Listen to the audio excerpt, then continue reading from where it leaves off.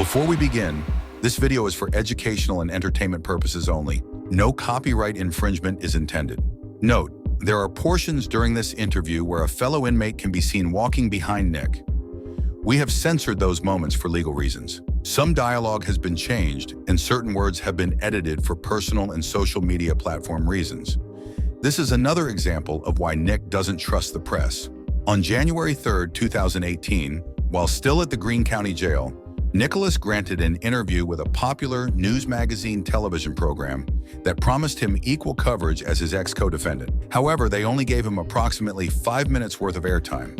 When the show aired on January 4th, 2018, a question was slightly changed, and like always, his response was edited together from a different question to fit the narrative they needed without sharing his full story and the actual truth of how he felt at that time. Had they shown his full response and his truth, it would have ended all the fanciful speculations, ridiculous rumors, and false beliefs from spreading back then. But here we are. So, here is that full interview. All right, so I need to make sure that you can acknowledge that you know we are recording this video interview for use on possible broadcast on our television network. You okay with that? Mm-hmm. Yep. You can say yes. Yep. Okay, great. All right. So I'll begin with my first question. Why did you want to speak with us?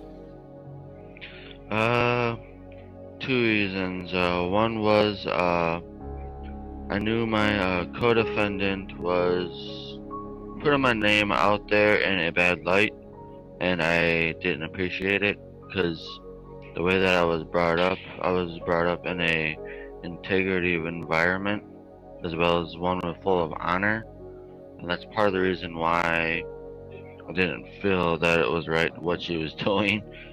And the second was I understand that getting a chance to actually be on TV and everything else, that's a very, very big privilege. It's not something you get very often. And because I knew that, I understood that this is pretty much the same thing as a once-in-a-lifetime opportunity, and I couldn't pass it.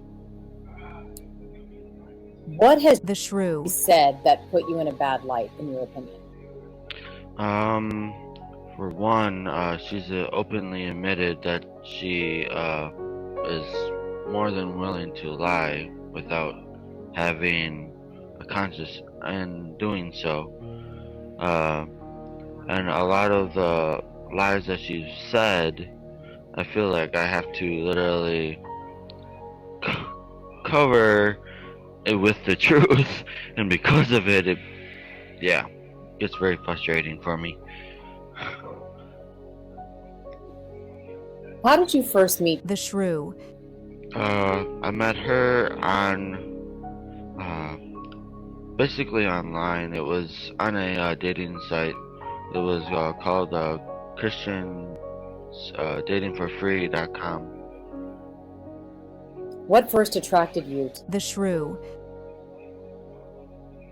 Actually, I believe well, she said it was the same thing, but I'm not fully sure if it really was that.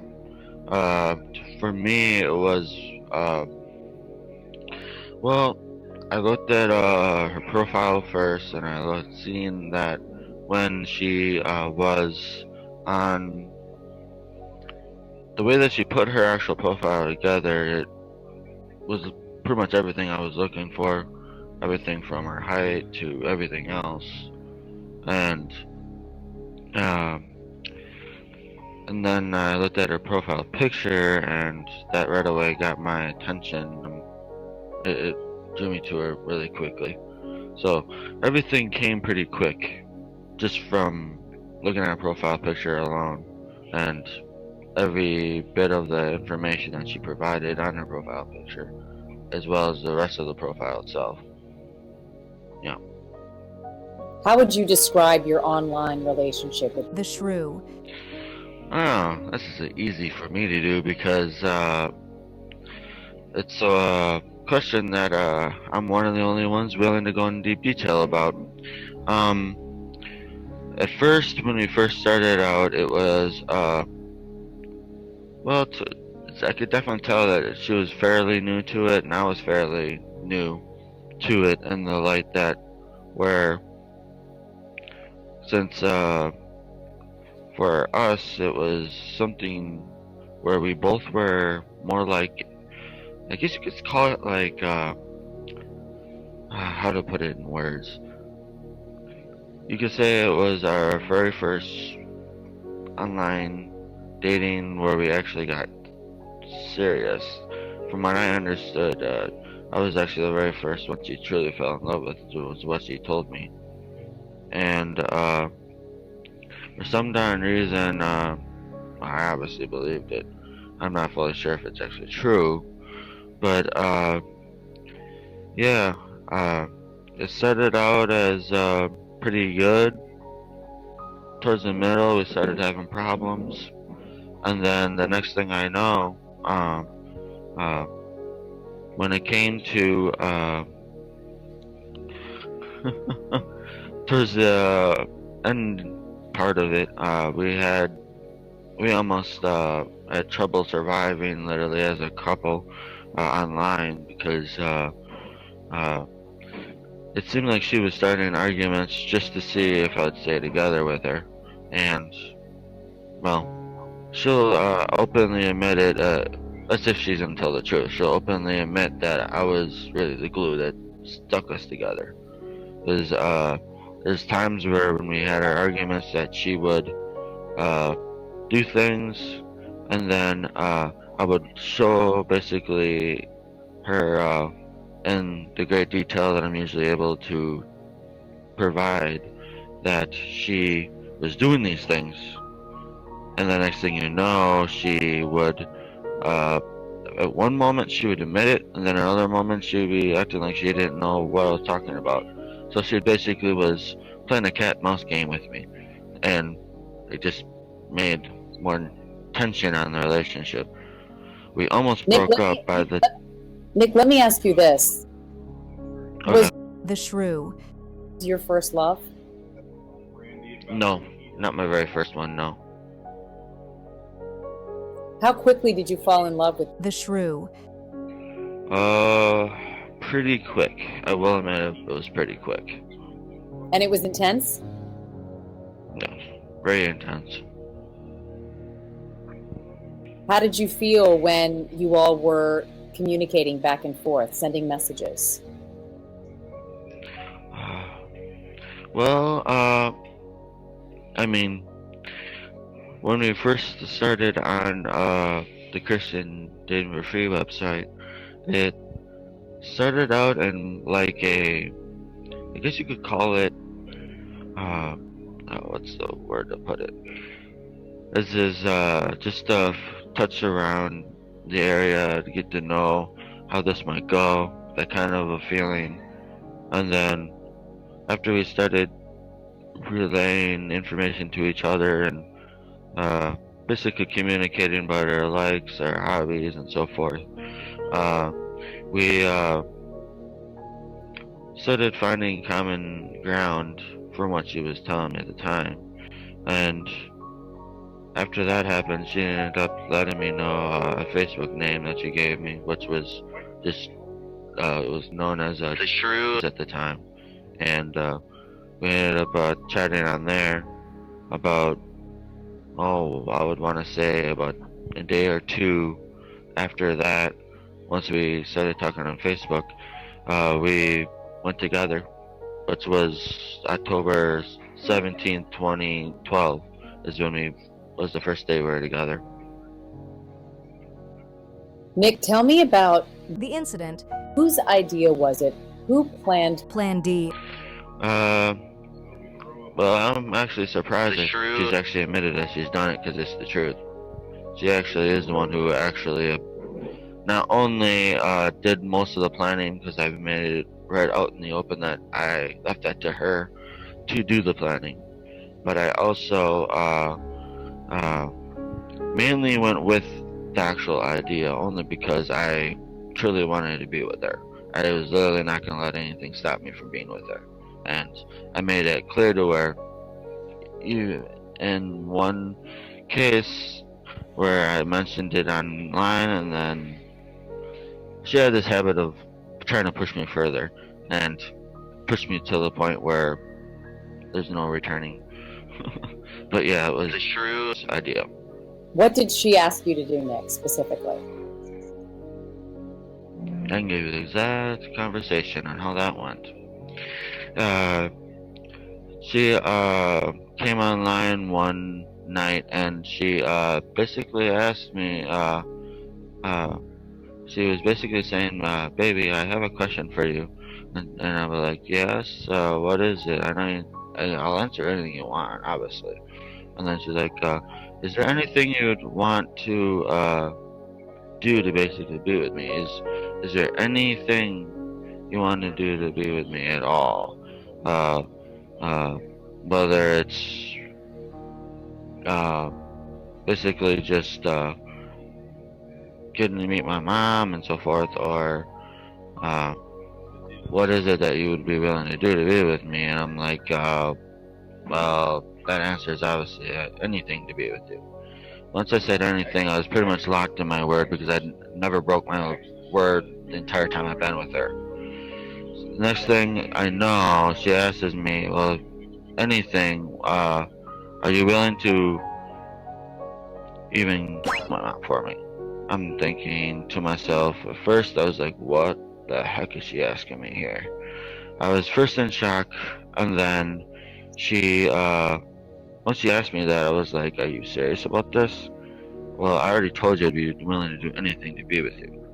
I'm not one to take my word lightly, so you better be serious about this." I had to get her to say that she was serious 3 times before I realized that was no joking around about it. Because originally she started off in a joking manner when she'd bring this up. It was basically on the tension that she was having put it on her relationship with me due to her mom. This is after the first time we actually met. Her mom apparently was having an argument with her this night, and she got so frustrated to the point where she told me that she was serious about it. And I basically supported her on it as long as she was really serious about it. I told her that this was a life-changing moment, and if she's serious about this, there was nothing to joke around about. If she was joking about it, she'd tell me now and drop it right there, but no, we didn't drop it. She even wanted to go right into the planning right after she said that.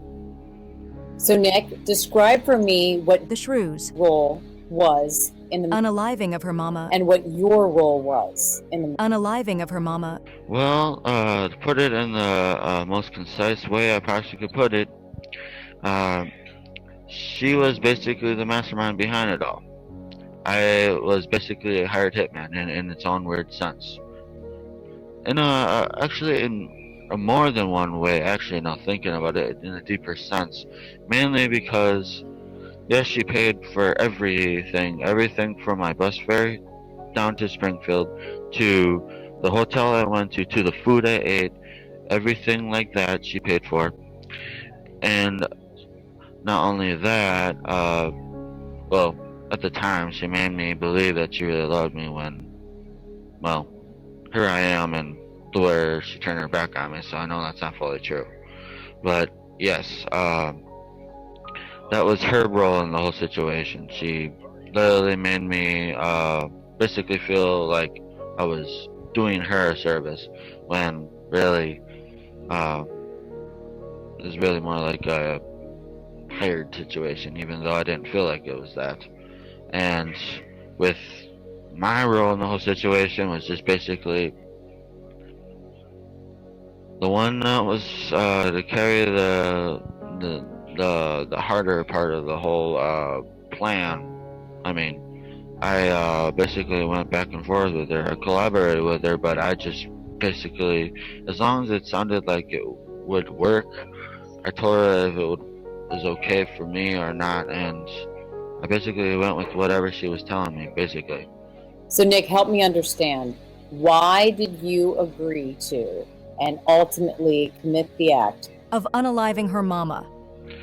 Well, I can't openly admit it on here since it's recorded in 2 directions, but I will say that the reason why I've admitted it in the past, and I will keep on admitting it, the reason why I did do this is because I was, for one, so deeply in love with Thehrew at the time, and I said to her that I was always going to love her no matter what. I was going to love her unconditionally. There's nothing that would ever change that. I'll always love her. I kept my word. She apparently said she doesn't love me anymore, which means she was using me. Me, on the other hand, to this day, I still love her. So, there's where the is different there, but I still do this to this day. I still love her. Nick, That was basically the reason why it happened. Nick, can I It ask you happened this? because Can I ask you another question, Nick? Yeah. Did you think that you were her Prince Charming? Actually, the way that it looks like to me, actually, it's quite funny you asked me that because she used to, her nickname for me was King Charming. Mine for her was my Blessing Queen.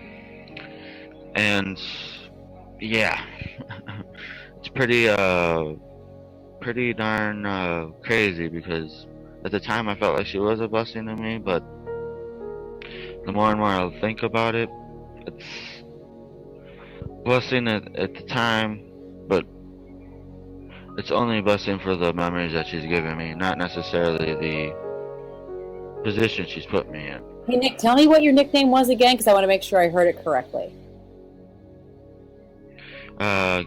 She used to call me her King Charming. King Charming. Hmm. Why did she call you that? Well, the thing is that me and her, we used to talk about Disney movies all the time, and you had Prince Charming as one of them. That we were talking about. We were talking about Cinderella. Not just that, we were talking about all the different movies that they made that were romance based in a cartoon form like that.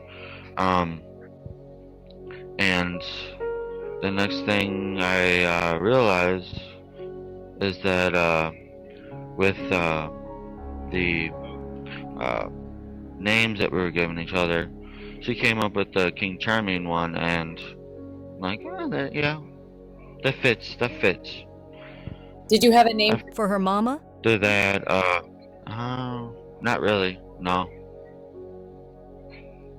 Did she have a role, though, in this fantasy romance that you all were creating online and then ultimately tried to live out later?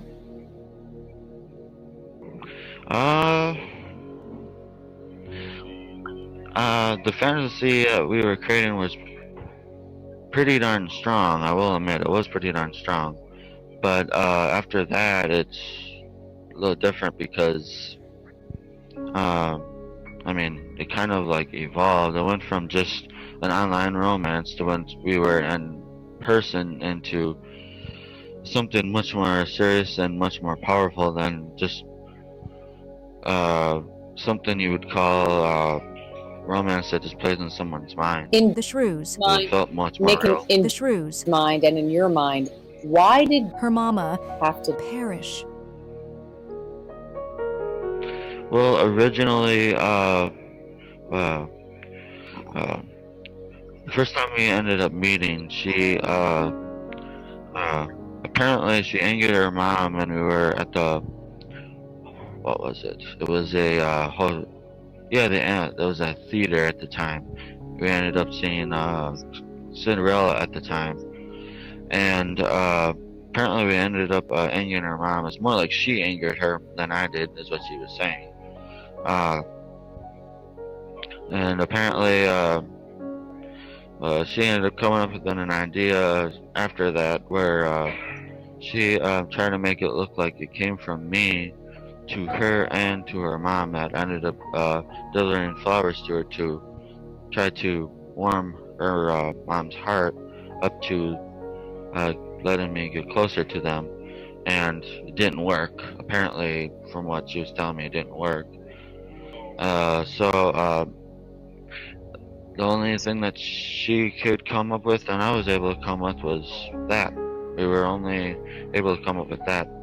Did you think That was the only that you idea had left. did you think that you or did you believe that you were saving The shrew. With the knowledge that I was getting from her, very much so, yes. I did believe that I was saving her due to the environment that she was in. I was well aware of her seeming like she was wheelchair bound, and I was aware that she was taking a lot of medication and a lot of the stuff that was going on with her, and I felt like it was being pretty much forced on her, and I felt like it was something that was not something she deserved. So uh, it kind of made me feel as if it was a duty of mine that I had to do because no one else was stepping up to do it, or they were just too blind to see it in plain sight, plain right out in the open. So I felt like it was, if no one else was gonna do it, someone had to do it, and I ended up being the one she called upon to do it. what is it about The shrew. that you loved so much and that you still love? As we mentioned, this is the question and answer that was changed. When the show aired, the question was altered to, Do you still love the shrew? and they edited together his answer as, The reason why I did do this is because I was, for one, so deeply in love with the shrew at the time. I still do love her. here is how he answered the original question. Well, now, originally it was everything about her. Every single thing about her. Everything from the way she looked to her personality to her heart to even some of the things that she would say. It's quite interesting because I could actually get a little bit of the southern accent from her from when she used to, before she came up to Missouri when she was down in Louisiana. I could tell she actually came from down there because there were certain words that she would say that would remind me that she actually came from there from her accent. But everything from that to everything else, and then once this whole situation happened, the thing that stayed with me of what I love about her to this day, even though I am not in love with her anymore, I still do love her, to where it's not like a husband and wife kind of thing. It's more of just a respect on the kind of memories that she's given me. So I would say that I still love her for all the memories that she's given me that were positive ones, but at the same time, I just love her just because,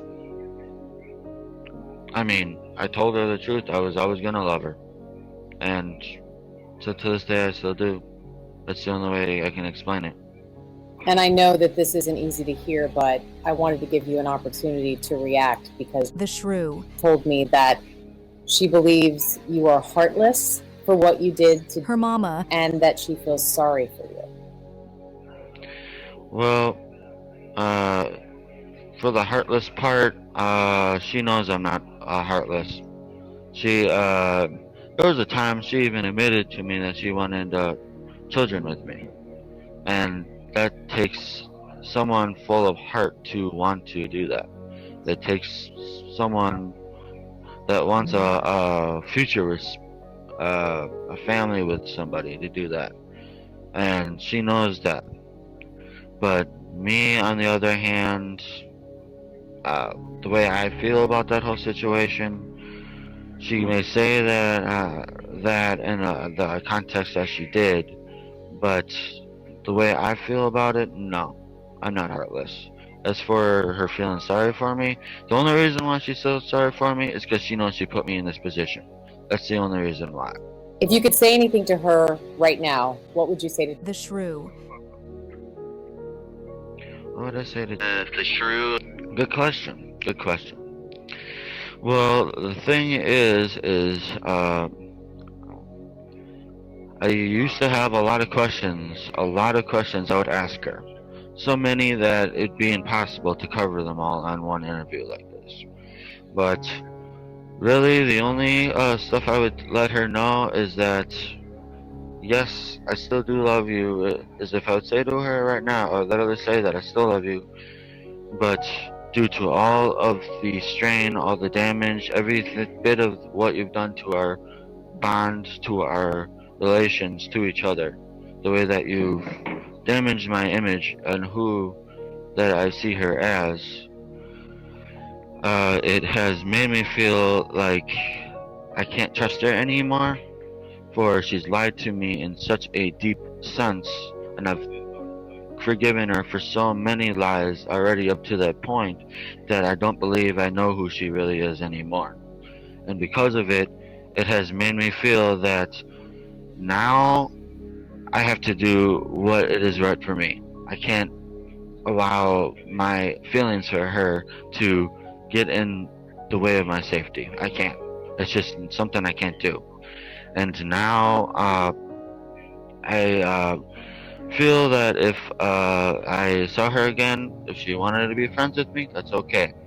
But if she didn't, I'm okay with that too. I'm pretty much in a position now to where I'm ready to move on. I'm ready to move on. I'll always love her, but I'm ready to move on because I realize she's not the one. I have one last Only question for because you, of what Nick. she's done to me. Do you feel any remorse for what you did to Her mama.